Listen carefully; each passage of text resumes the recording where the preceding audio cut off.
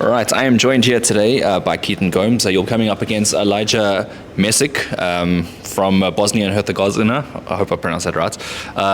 In the Saudi tournament coming up now, WBC Grand Prix, 21st of June. How are you feeling? No, I'm feeling great, Hayden. Thanks for having me on the show. Training's been amazing. Peter's had me tick all the boxes. We're ready to fight. We know he's a strong, big guy.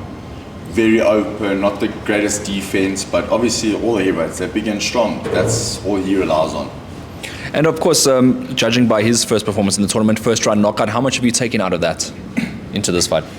You can look at it how you want though, but Peter looked at the mistakes and showed me where we're going to get him, and it was enough for Peter to see, obviously, for us to prep our training around. First round knockout, it's good for him. I had a first round knockout, so they can expect the explosive fight. But yeah, we bring something good to the table. In terms of now that you get to prepare for an opponent, the first time round was, you didn't know who you were going to fight. Did it make it easier to camp for this one?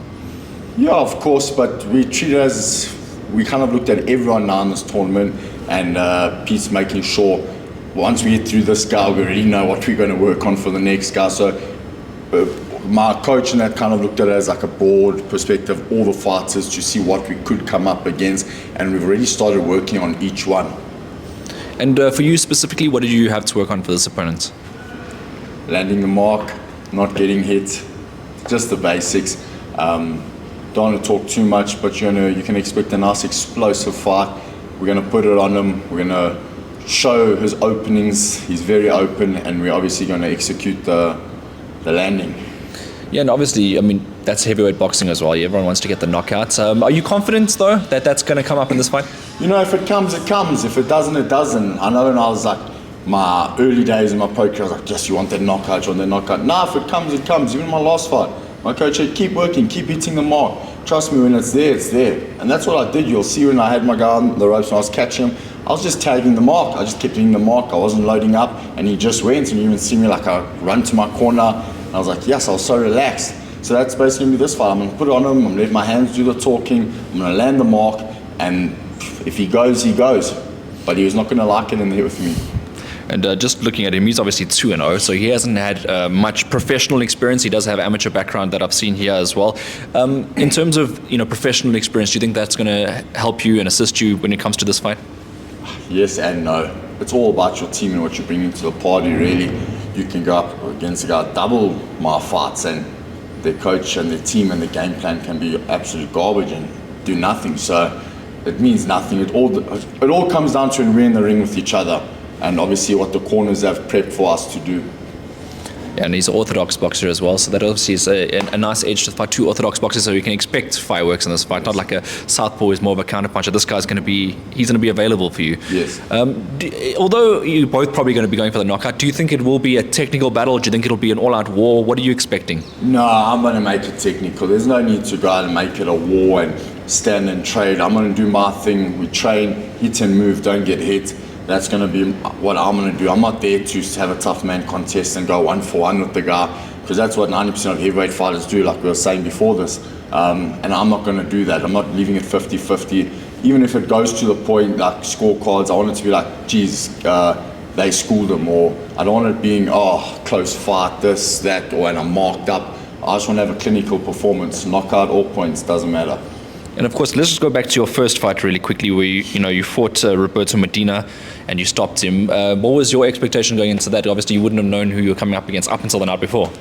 Just keep moving, stick to game plan, like my coach taught. Hit, don't get hit, and honestly, just be relaxed. Use my speed. All the heavyweights hate speed. They all want to load up and bomb away.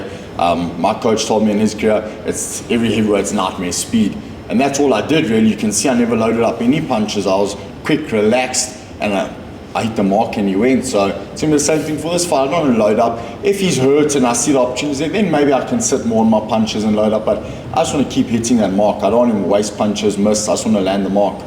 And for you and your body, how is the quick turnarounds going to be for you? This is the first time it's happened where you've turned around this fast. How's the body reacting? No, it's great. I came straight out of the camp fit and strong and ready. I was straight into another camp, so we just got better. We just fixed up the mistakes and started up my coach started honing my skills better and better, making sure I tick all the boxes. So I think it's also the best for our team as well, that I'm coming in shape, for a camp. Normally you start your camp and you go through your hard weeks to peak. I kind of came into a camp peaking already, so it's just a bonus for us. I wanted to ask as well, I mean, this is a great opportunity for you to reinvent yourself, especially in the heavyweight division. We all know that you were a cruiserweight before in the past. Now as a heavyweight, you're looking very mobile and very explosive. This tournament and how busy it is, for your whole experience of you in the heavyweight division, do you feel like it is the opportunity to reinvent yourself at heavyweight, or do you think that this was you all along? Yeah, listen, I like this division, and I like it, like, especially we've got the edge with what we learn and all that, going up against your average heavyweight. Even some at the top level, they're very standard. They just want to bomb away one for one. And our coach trains us, our skills to move and not get hit. That's every guy's worst nightmare. Imagine fighting someone you can't hit and you just keep getting tagged. It doesn't have to be the biggest shot. If you keep getting hit and you can't hit him back, trust me, it breaks you down inside, mentally as well. You start doubting yourself, and then that's when the fight changes. So it doesn't really matter. I'm happy where I'm at. Obviously, if my coach says we fight this division, we fight it. But I'm happy where we're at. I feel like our skill level, we do have the advantage. And if I do have to go to, speaking about your opponents, what do you feel that he lacks, or, where do you feel that you can get the edge of him? A lot. My coach has told me a lot. Showing me open, showing me this, certain things that I'm looking for, that when I see it, I'm going to go for it. All he's going to rely on, he's a big guy, he's going to rely on that big punch, big right hand. That's all he wants to throw, is a big right hand. So he's not bringing much to the party compared to what we've put in work, and all the stuff our coaches put us through. They're definitely not doing that, so I'm not worried. Of course, you got this is the first time they're merging two different weight divisions on a single night. Obviously, heavyweights feature probably after the middleweights in order, I'm assuming. Yes. Much like olden days where you wait your turn. Yes. You'll be the first bout though. Yes, I think I'm the first fight of the heavyweights to open it. So I think I'll open it with a nice bang and try to set the standard there. And I want everyone to mention our names after Keaton, Peter Smith, Yas Isaac fight. They're going to mention our name in that tournament to watch out for. And Keaton, what does it feel like, being recognized internationally? I know the WBC president was in the ring last time. You had a stellar commentary team, stellar broadcaster. What does all of that feel like, being involved in that for the first time? No, listen, it was amazing, but I don't look at it as anything, to be honest. I kind of blanked it all out.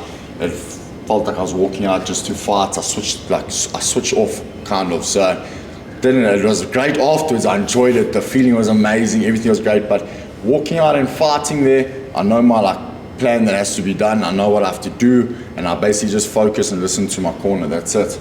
All right, and obviously a lot of success for South African boxers. In course, he got through. Maitse got through.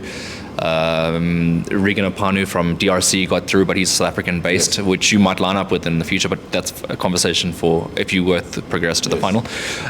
Happy for all the other South African boxers that made it through? Yes, no, of course. I'm happy that South African fighters are stamping their name there. I do think the rest of, like I've said before, they will get a better edge than some South African fighters. There's been sick talent, all that doesn't just get noticed here. So I think it's great. I hope all the fighters get through to the next round, make it to quarterfinals, and I hope we can actually all make it through the finals. All right, fantastic. For all the fans in Saudi Arabia that's learning about your name, and as you progress through the tournament, your story is being told, do you have a message maybe for some of the people in Saudi that have taken an interest in your career? Listen, I'm back 21st of June. You'll see me fighting Alija Mesic. Don't miss it. Awesome. And then Keaton, I don't know if do you want to send a message to your opponents? Nah, I'll see you the 21st. All right. I won't talk. And then just lastly from you, Keaton, anyone that you want to send a thank you or shout out to?